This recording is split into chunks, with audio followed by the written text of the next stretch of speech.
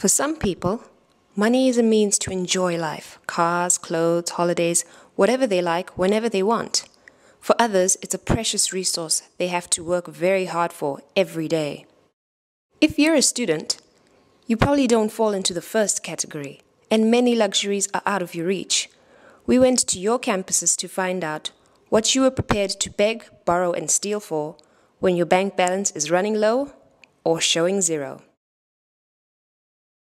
Now, I just have to get money for my hair and for transport.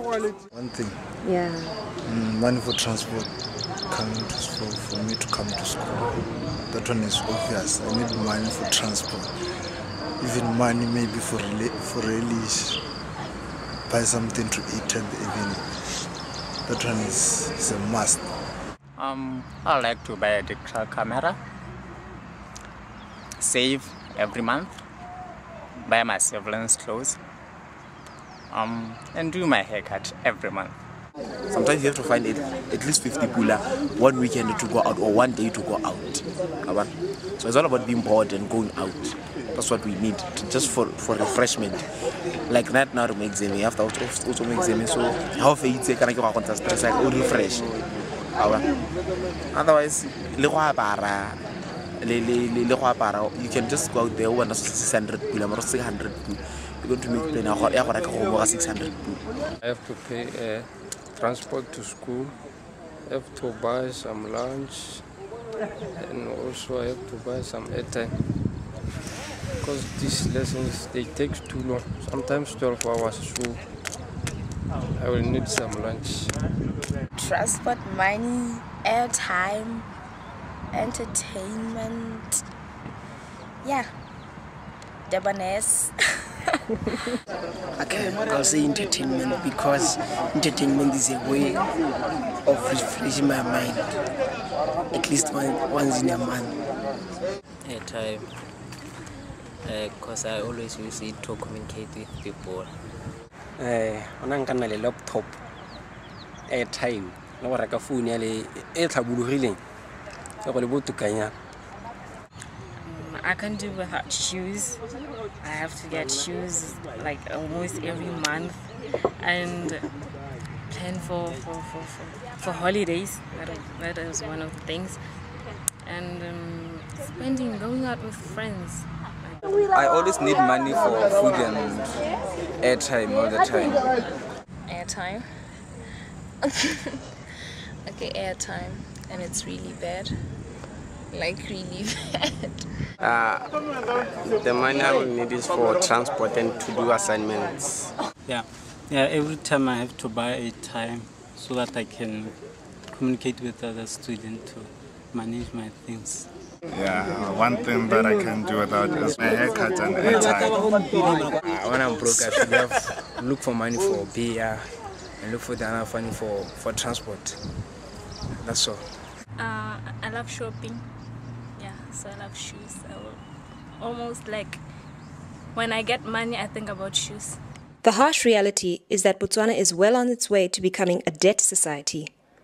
At some point in their lives, the majority of Botswana will be in some kind of debt, whether it's from lay-buying clothing, a machonisa loan, buying furniture on credit, a car loan, or a mortgage.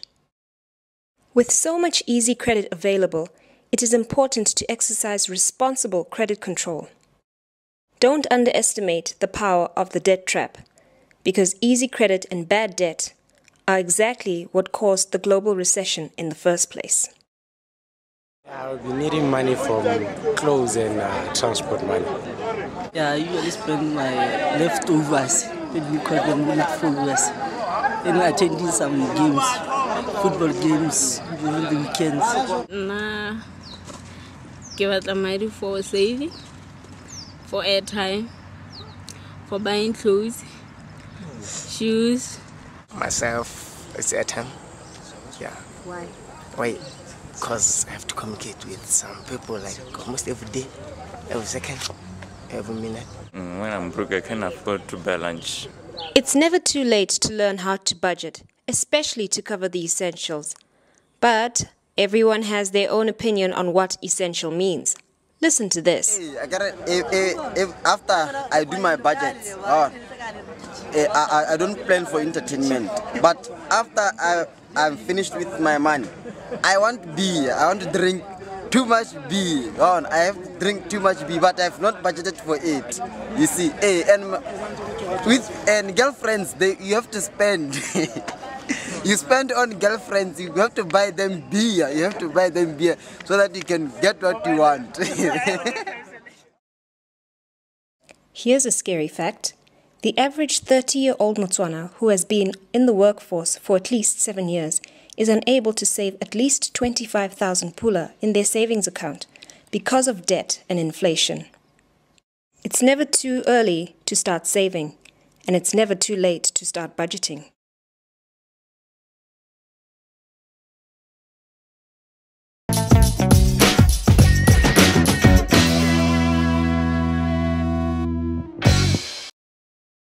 Do you remember this hit from 2007?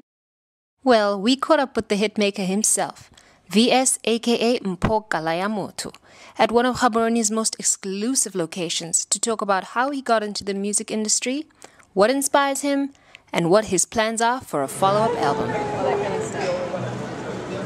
Is it on? My name is VS Cufflinks, VSOP, drinks on me. Honeys love him. No, that's a joke. Okay, my real name is Mpho Kalayamotho. Mpho Kalayamotho. That's my real name. So where did it all begin? Where did VS get his start in music?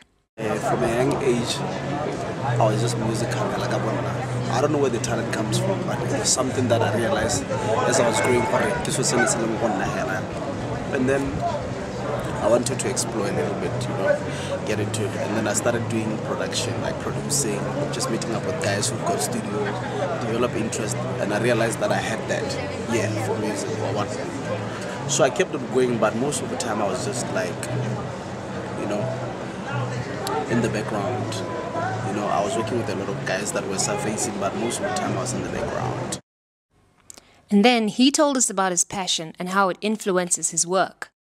With me, it's a gift that I have. It's something that I cannot run away from. I am like that. That's what I enjoy. That's what I love. You know what I mean? I had to even move the studio out of my office to my house so that when I have an idea, I can just lay it. You know what I mean? And it works for me. It's because it's something that I love, so nobody can take that away from me. That's why I'm winning. You know what I mean? So what about collaborations? Who has he worked with in the industry? I've worked with a lot of guys, everyone, man. Everyone in the industry. Just that hell I was in the background, and now the only thing that the reason why I didn't want to be out there that much, or the reason why I didn't want to be out there was I had a fright. What am I going to do? How am I going to face people if I was to release a song? Because there were songs that I used to do. I used to do a lot of songs, and I kept them in the archives. But I was shy about the whole thing. What if I release? How are people going to react to that? And then the part we've all been waiting for. What's the real story behind the big hit, O'icheke? Ever since I've been in the music industry, I've released an album, titled O'icheke. I think that's what people will remember me from. And it's been 5 years now. I haven't been in the music scene. I just released, I dropped it, and look, when I wasn't supposed to release it. Like I said, I was shy. What happened is that I made this song. I had it for 2 years before it was released. And I used to tell guys, I've got a very nice song. If I can release it, I think it's going to be a great song. And nobody believed it. And then I used to bump it for guys. Just drinking. We used to chill, and then just I used to bump it in the boot of the car, and people used to ask me, who's this guy, and I used to tell them, no, it's some guy that I'm working on. I just lied a lot, until the day I realized that it was just that big, and everybody they wanted it out there. I had a friend who was performing for the intervals, and then he asked me to come along and help him on stage and stuff. Then I introduced the song. I just tried, it worked, and everybody was wilding out. 2 days later, I'm getting phone calls from radio stations because the radio personalities were there. They were saying people are phoning the radio station, requesting the song, so I need to give them the song. By then, I had only the song, but now I had to compile like an album, you know. So then I compiled the album and I released it, and then it became contagious. Grandmothers, little kids, the priest, the president, everybody got involved in the song, like cream on a biscuit. Yeah. And then we got serious and we talked about how Botswana need to start supporting each other and stop sabotaging each other's efforts. I think it's to do with egos, personalities. Some people are depressed.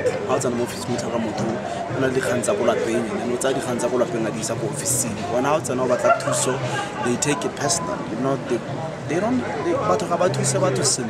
When I talk about creative level, you know, you start with the next thing out and come and all they want to do is bring you down. When you think about it, we're supposed to be working together as a team. I get it. The DJ, the artist, the promoter, everybody is just we are not one unit. If we had a thing called 100% Botswana where we support each other all the way from the DJ to DJ radio to the promoter, then I think Botswana will be great in terms of music. The need for fresh, new, original content is obvious. Could this be the answer to making Botswana's music more successful across the borders? How can I talk? The only music that is dominating is traditional. The hip hop, hell. The thing is, ever since the history of music in Botswana, there's never been an artist who they managed to break through into the international market. Those are things that I want to try. That's why I'm trying a different genre and relate that to everyone. Music cross market. Whether you're white, you're black, you can just relate to. You know what I mean? I'm not trying to change or run away from my culture, but the whole idea is I want to represent my country in a different way. Like, hey, let's just try and see if it can work. If it works, it works. If it doesn't, life goes on. But I'm positive about it. So what can we expect in the future? VS tells us that he is no one-hit wonder. I'm working on my album, 14-track album. It's going to be titled Blowing Things Out of Proportion. Because I'm exploring type of thing, you know. And I want to shoot 14 videos for all the 14 tracks. And then, yeah, I'm going to be getting at it with a lot of visual power, hella, behind the scenes, content, how it was built, showing Botswana, what did we do, how, the whole process. We wish him all the best of luck. And if his previous projects are anything to go by, we know he's going to be dropping a lot more hits in the future.